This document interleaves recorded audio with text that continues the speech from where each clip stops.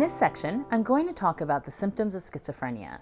Symptoms of schizophrenia fall into 4 broad categories, and I'll talk about what each of them means in this segment. The 4 categories are 1. Positive symptoms, which include delusions, hallucinations, and disorganized thinking. 2. Grossly disorganized or abnormal motor behaviors. 3. Negative symptoms. And 4. Cognitive symptoms. Let's first talk about the positive symptoms. Positive symptoms are described as thoughts, perceptions, and behaviors that are present for people with schizophrenia, but are generally not present for people without the disorder. Positive symptoms may come and go. Sometimes they may be severe, while at other times they may be hardly noticeable. The first positive symptom I'll talk about is delusions. Delusions are false beliefs that are held in spite of contradictory evidence. A person who's experiencing delusions usually cannot be talked out of these beliefs.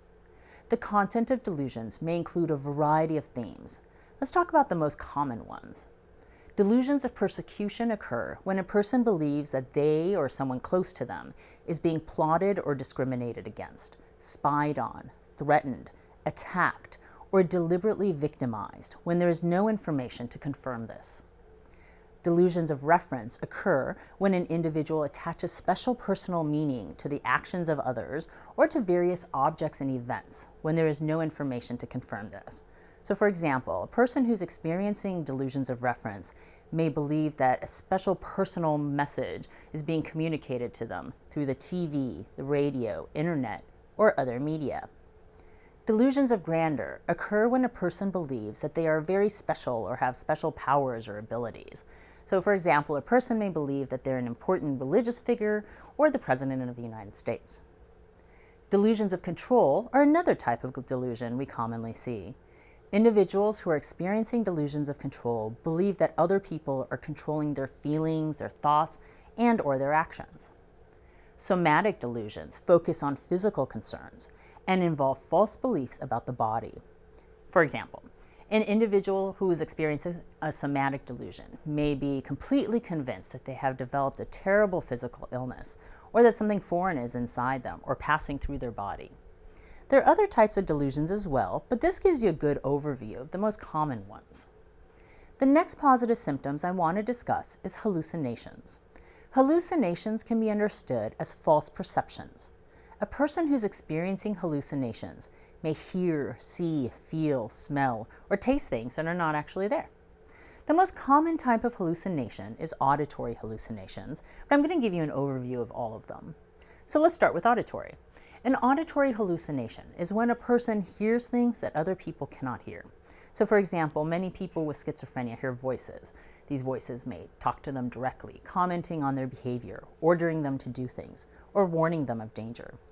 For some people with the disorder, multiple voices may be present, and the voices may even talk to each other. A visual hallucination is when a person sees things that are not actually there or that other people cannot see.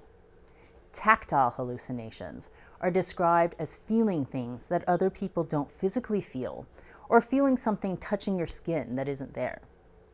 Olfactory hallucinations involve a person's sense of smell and occur when an individual smells things that other people cannot smell.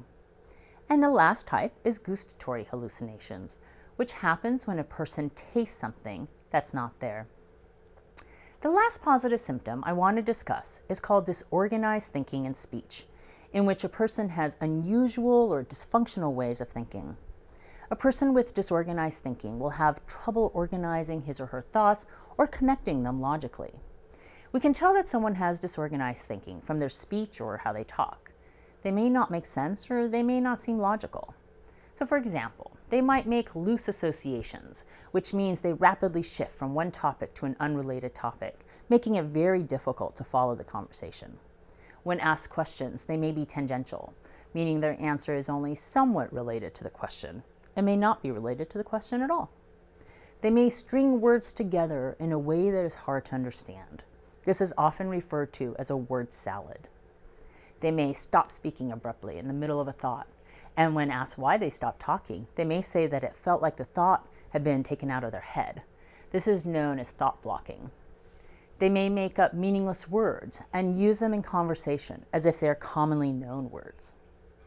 Lastly, they may perseverate, which means they persistently repeat words or ideas. The next category of symptoms I want to talk about are grossly disorganized or abnormal motor behaviors. Disorganized behaviors include bizarre behaviors, unpredictable or inappropriate responses, and a lack of inhibition or impulse control. For example, the person may do bizarre and impulsive things that are socially inappropriate, such as suddenly shouting or swearing in a public place. Additionally, they may have a hard time getting organized enough to take care of their basic needs, such as bathing, dressing properly, and even eating regularly. Disorganized behaviors may contribute to difficulties in work, social relationships, and independent living. Abnormal motor behaviors may appear as agitated body movements or excessive movement without any purpose. On the other extreme, a person may become catatonic. Catatonia is a state in which a person doesn't move or respond to others. Catatonia is very rare.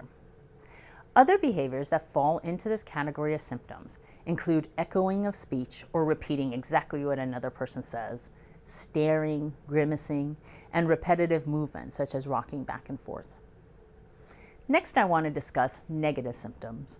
The term negative symptom is used to describe the absence of thoughts, perceptions, and behaviors that are ordinarily present in other people.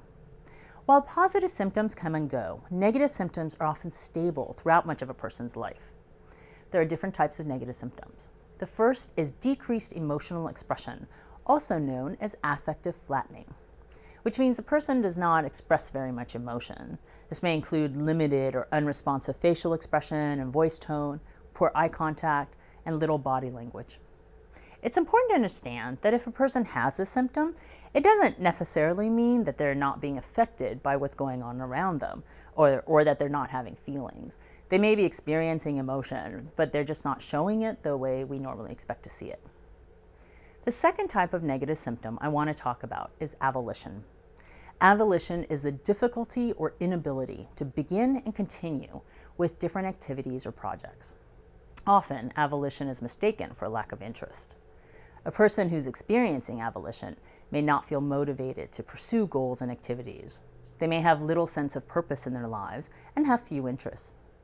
They may feel lethargic or sleepy and have trouble following through on even simple plans. Another type of negative symptom is called anhedonia. Anhedonia is the inability to experience pleasure from activities one used to find enjoyable. For example, a person who's experiencing anhedonia may no longer enjoy watching a sunset, going to the movies, or having close relationships with other people. The next negative symptom I want to cover is alogia, which is sometimes called poverty of speech, because a person has difficulty speaking or is unable to speak and may give short, meaningless replies to questions. For example, the person may have difficulty answering even simple questions, such as, "How's your day going?" And the final negative symptom I want to cover is asociality, or lack of interest in social interactions. An individual with this symptom may not feel motivated to spend time with others or to develop social relationships. While asociality may be related to lack of motivation, it may also be due to limited opportunities for social interaction. Lastly, I want to talk about the cognitive symptoms of schizophrenia. Cognition refers to mental processes that allow us to perform day-to-day functions, such as the ability to pay attention, to remember, and to solve problems. Although cognitive impairments are not part of the diagnostic criteria for schizophrenia, they are considered a core feature of the disorder and contribute to difficulties in work, social relationships, and independent living. Some examples of cognitive symptoms in schizophrenia include trouble concentrating or paying attention, poor memory, slow thinking, and poor executive functioning. Executive functions include the ability to plan, solve problems, and understand abstract ideas.